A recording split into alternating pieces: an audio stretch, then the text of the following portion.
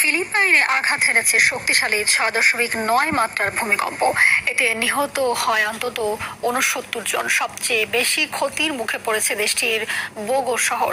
সুনামির সতর্কতা জারি হলেও পরে তা প্রত্যাহার করে নেওয়া হয়। ভূমিকম্পের ফলে বন্ধ হয়ে যায় বিদ্যুৎ সরবরাহ, ক্ষতিগ্রস্ত হয় বহু ভবন। বোগো, সান রেমিজিও ও দানবান্তায়ান এলাকায় টেলিযোগাযোগ ব্যবস্থা ভেঙে পড়ার খবরও পাওয়া গেছে। ইমতিয়াজ আহমেদের রিপোর্ট।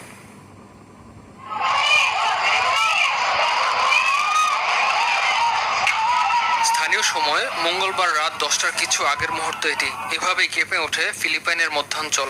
প্রায় 34 লাখ মানুষ বসবাস করা সেবু দ্বীপে আঘাত হানা ভূমিকম্পটির মাত্রা ছিল 6.9।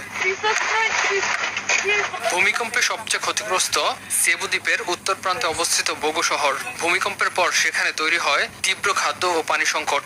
সিভিল ডিফেন্স বিভাগ জানায়, আহতদের উপচে পড়া ভিড়ে হিমশিম খাচ্ছে সেখানকার হাসপাতালগুলো।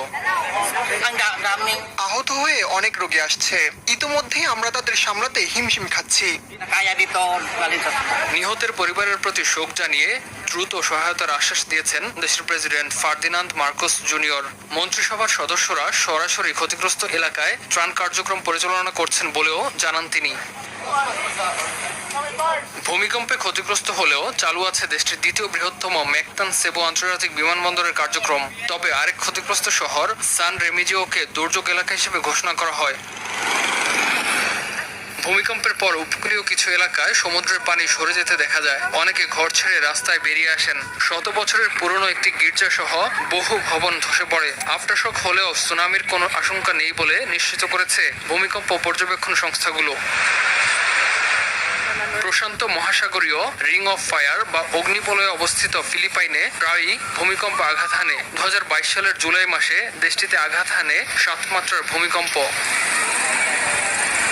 ইমতিয়াজ আহমেদ, RTV।